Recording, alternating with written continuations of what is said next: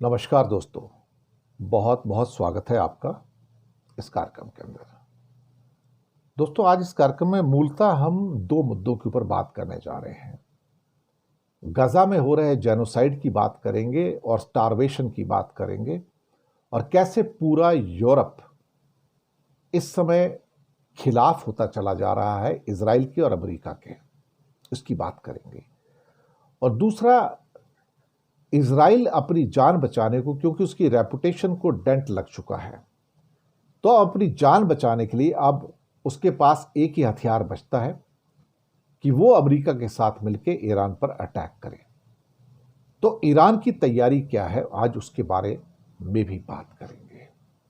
लेकिन सबसे पहले आपका स्वागत करते हुए मैं बात करना चाहूंगा, आज रुपया टूट गया है।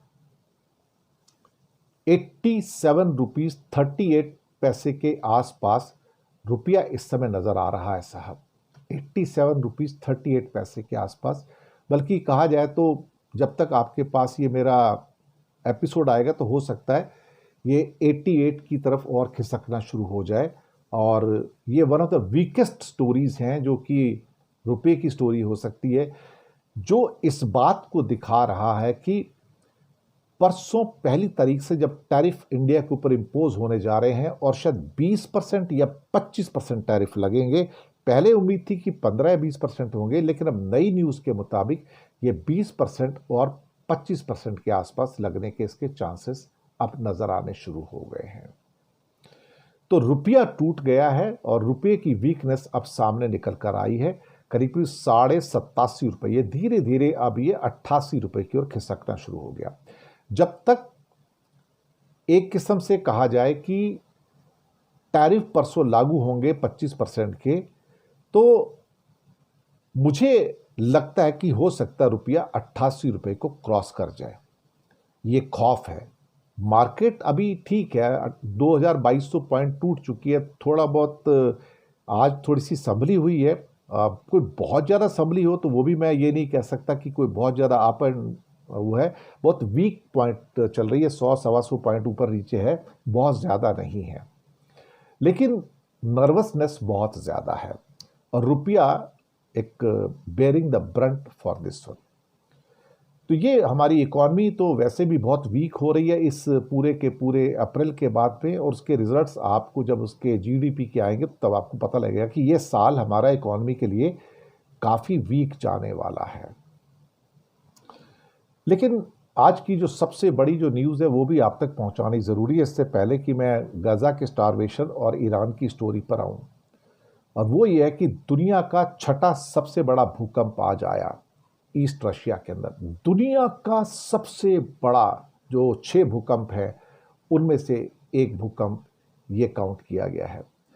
आप यकीन नहीं मानेंगे, 8.8 का जो तीव्रता है, ये जो टॉप 6 जो धरती पर भूकंप आएंगे उनमें से एक माना जा रहा है इसको।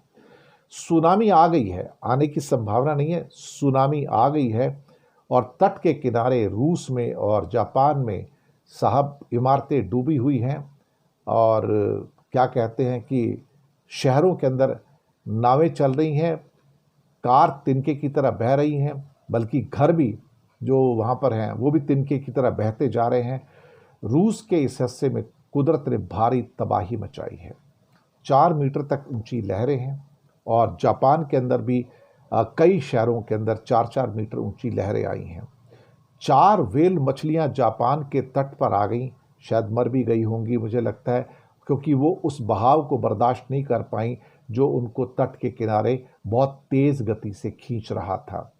तो जापान, हवाई, पैसिफिक ओशन और अमेरिका के कई हिस्सों में भी ये सुनामी की जो पूरी की पूरी चेतावनी दी गई है कि वहाँ भी अब आ रही है।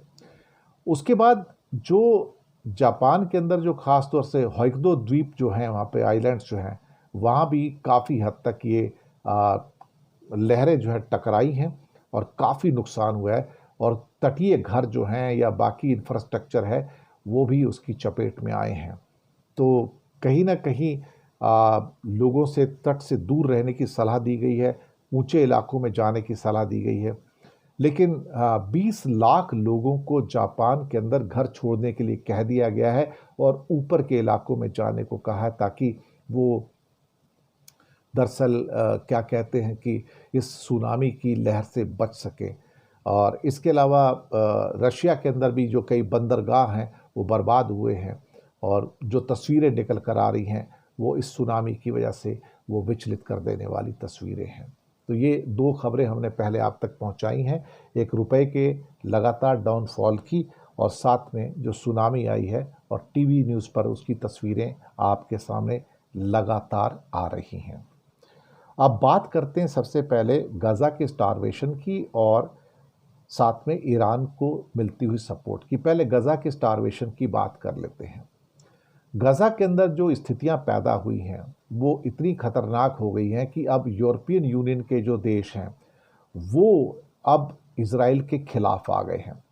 ये इज़राइल और अमेरिका को पसंद नहीं आ रहा है कि भाई ऐसा क्यों हो रहा है, बल्कि नीदरलैंड ने अब इज़राइल के फॉरेन मिनिस्टर और सिक्योरिटी मिनिस्टर को उसकी एंट्री पर अपने देश में बैन लगा दिया है। इसके अलावा और कई देश हैं जो ऑलरेडी इजरायली मिनिस्टर्स की एंट्री पर बैन लगा चुके हैं। ये सीधा संदेश है कि हम आपके स्टारवेशन के जो तुम्हारा मोटिव है उससे हम खुश नहीं हैं।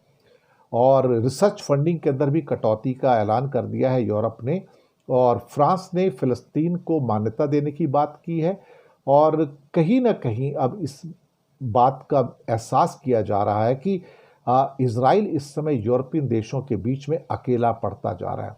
अब सिर्फ अमेरिका का समर्थन रहा है। इज़राइल को इस बात पे पता होना चाहिए कि जो उसने स्टारवेशन डेथ अपनाई है, जो इसकी मोटिव अपनाया है, वो पूरी दुनिया में उसकी मजम्मत हो रही है, और कहीं ना कहीं उसको हिटलर के बराबर काउंट किया जा रहा है कि तुम लोगों को मार रहे हो, जेनोसाइड कर रहे हो, नरसंहार कर रहे हो। फ्रांस ने पैलेस्टाइन को एक्सेप्ट कर लिया है, रिकॉग्नाइज कर लिया है, और इज़राइल का कहना है कि फ़िलिस्तीन को मान्यता देना हमास का समर्थन है, बिल्कुल गलत है। दरअसल इज़राइल दादागिरी के अंदर सबको मार देना चाहता है। यूरोपियन देश अब सभी मिलकर कह रहे हैं कि गाज़ा में हालात अमानवीय हैं और जो हो रहा है वो भी अमानवीय है।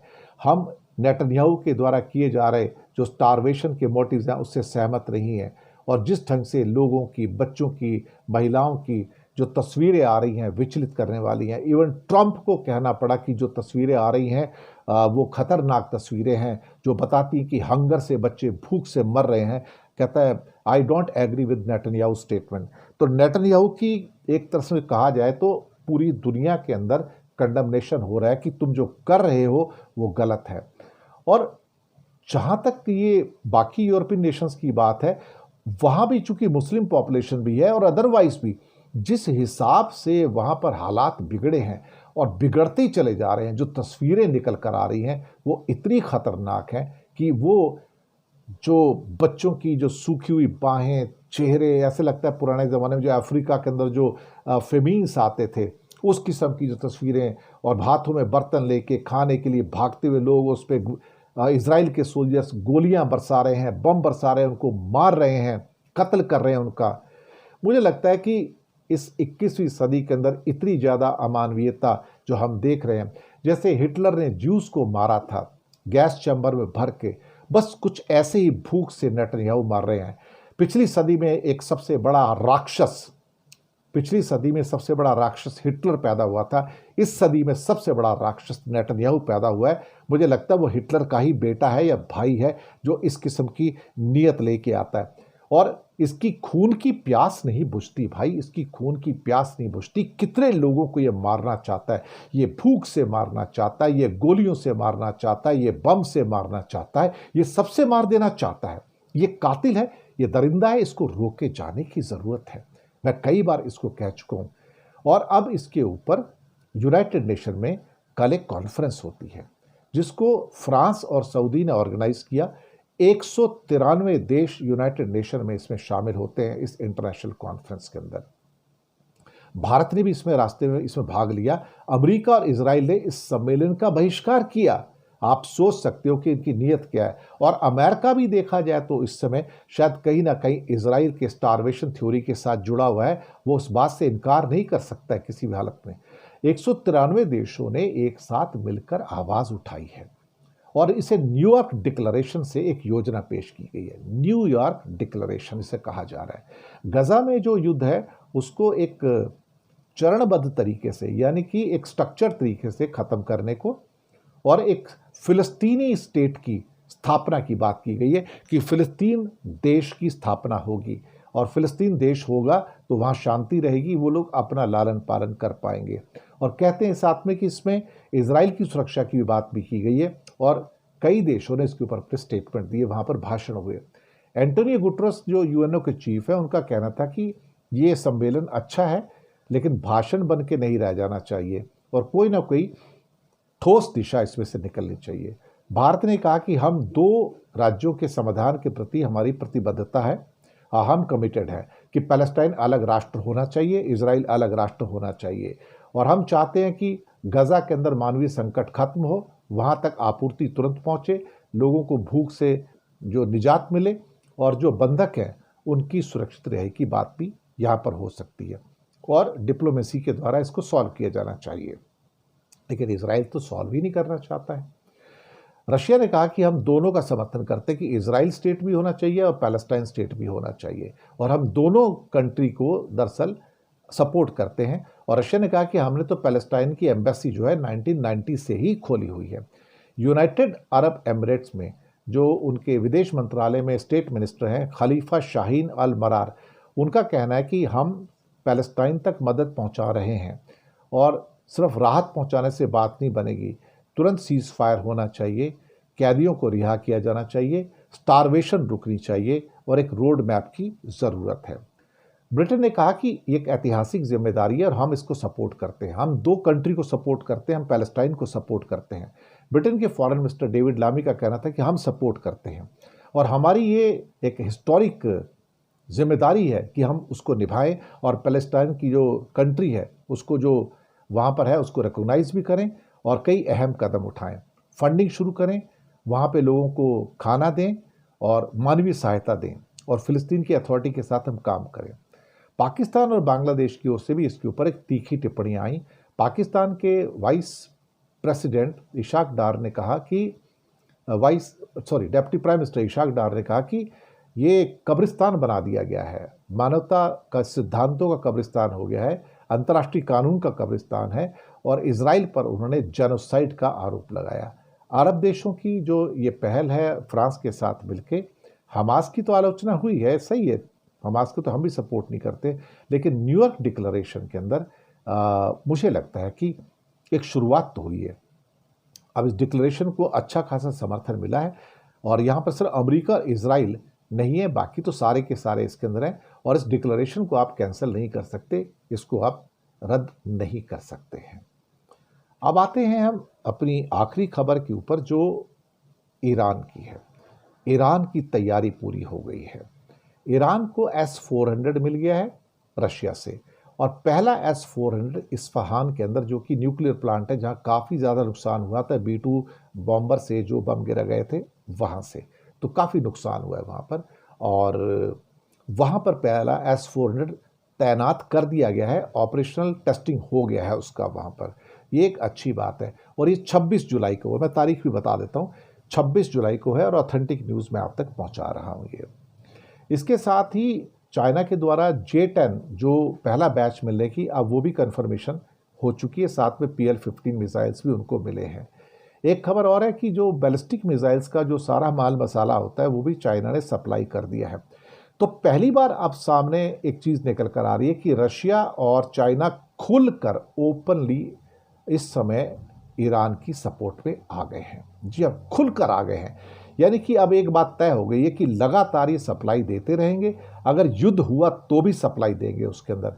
ये अपने आप में शायद अब इजराइल को और अमेरिका को परेशान करेगा, क्योंकि ये वही परिस्थिति है जो यूक्रेन के अंदर है, जहां रूस के खिलाफ पूरा का पूरा नेटो जो है वो यूक्रेन को हथियार दे रहा है और वो उसको जंग करने के लिए जिंदा रख रहा है। कुछ ऐसा ही इस समय ईरान में हो रहा है, जहां पर रूस और चाइना लगातार इसको ईरान को हथियार देते रहेंगे और उसके द्वारा अब इजराइल की चिंता बढ़ रही, क्योंकि अगर लगातार हथियार ईरान को सप्लाई होते रहेंगे तो वो अमेरिका के साथ मिलकर भी कुछ नहीं कर पाएगा। और जो उसकी हाइपरसोनिक मिसाइल है, जो मैंने बताया था, उन्होंने एक नई मिसाइल टेस्टिंग की है जो ICBM है, जो 12,000 किलोमीटर तक मार कर सकती है। तो एक एक करके जो चीज़ें निकल के आ रही हैं ईरान से, वो इजराइल की चिंताएं बढ़ा रही हैं। कहने को अमेरिका और इजराइल गीदड़ भभकी दे रहे हैं कि तुमने अगर ये किया तो वो कर दूंगा, वो किया तो ये कर दूंगा, हम तुम्हें ख़त्म कर देंगे, मिट्टी मिला देंगे। बकवास कर रहे हैं। जी हाँ, अमेरिका और इजराइल की बकवास आप सुनते जाइए, इससे कुछ होने वाला नहीं है, और इजराइल की बकवास को कुछ सुनने को तैयार नहीं है। अरब देशों को एक बात का एहसास हो गया है कि भाई ये इजराइल इतना पावरफुल है नहीं जितना बनता है, क्योंकि ईरान जैसे देश जिसको बकरी का बच्चा समझा जा रहा था, उसने इजराइल की हड्डी तोड़ दी, क्या कहते हैं, पीठ की हड्डी तोड़ दी है, बैकबोन तोड़ दी है, और उसको इस बात का एहसास दिलाया कि तू कुछ नहीं कर सकता, अमेरिका के बिना तेरी कोई हस्ती नहीं है। और तभी तो अपने डैडी के पास भागा, जब ईरान से मार पड़ी है तब भागा कि अमेरिका की मुझे तू बचा भाई, तो मैं तो मर जाऊंगा अल्टीमेटली। लेकिन तब चाइना और रूस छुप कर थोड़ा बहुत सपोर्ट कर रहे थे, अब खुलकर आ गए हैं। अब यहाँ पर S-400 का भी पोस्ट किया जाना, यानी कि अगर आपके विमान इस्फहान में आते हैं और अटैक करते हैं न्यूक्लियर प्लांट पे, तो भैया जी फिर आपका B-2 बॉम्बर भी उड़ाया जा सकता है, और साथ में फिर आपके जो so called F-35, F-16, F-18 जो इजराइल के पास है वो आते हैं, उनको भी उड़ाया जा सकता है। तो मुझे लगता है कि इस बार बड़ी तैयारी के साथ इस समय ईरान खड़ा है, और ईरान की यही तैयारी इजराइल को हजम नहीं हो रही है। तो युद्ध का खतरा बरकरार है। अब चूंकि इजराइल की काफ़ी मजम्मत हो चुकी है, पूरी दुनिया में उसको कंडमनेशन हो रहा है, उसको जेनोसाइड और एक किस्म से एक हत्यारे के रूप में देखा जा रहा है, दरिंदे के रूप में देखा जा रहा है, तो उसकी रेपुटेशन तो बर्बाद हो चुकी है। अब उस रेपुटेशन को बरकरार रखने के लिए उसे एक और युद्ध चाहिए, एक और वॉर चाहिए। अगर वॉर नहीं होती, सीरिया वॉर भी ख़त्म हो गई है, और गजा के ऊपर इतनी सारी परेशानियां आ गई हैं कि जहाँ पे उसकी पूरी मजम्मत हो रही है, तो अब वो क्या करे अल्टीमेटली, तो उसको एक और वॉर चाहिए। अदरवाइज वो जेल में जाता है और जेल में चक्की पीसेगा, इजराइल की अदालतें उसको छोड़ेंगी नहीं। मुझे लगता है कि इस बार की जो वॉर होगी उसमें ईरान बड़ी तबाही मचाएगा इजराइल के अंदर, और वो तबाही अमेरिका को विचलित करेगी कि ये मैं इजराइल को बर्बाद होते नहीं देख सकता। लेकिन इजराइल की बर्बादी तय है, और एक बार को इजराइल बर्बाद हुआ ईरान के हाथों, चीन के हाथों, रूस के हाथों, तो फिर बड़ा मुश्किल है उसको पार पाना। और इस बार ईरान धोखे मारेगा, पिछली बार जो गलतियां हुई थी इस बार वो नहीं करेगा। तो ये हमारी आज की पेशकश थी। बताइए प्रोग्राम कैसा लगा। बहुत बहुत शुक्रिया आप सबका। चैनल को सब्सक्राइब कीजिएगा। साथ में आप छोटी छोटी आर्थिक मदद भी कर सकते हैं, उसके लिए नीचे हमने UPI नंबर और बैंक अकाउंट नंबर भी दिए हैं। किसी एक को चुनकर छोटी सी मदद करेंगे तो अच्छी पत्रकारिता को बचाने में आप हमारे सहयोगी बनेंगे। बहुत बहुत धन्यवाद।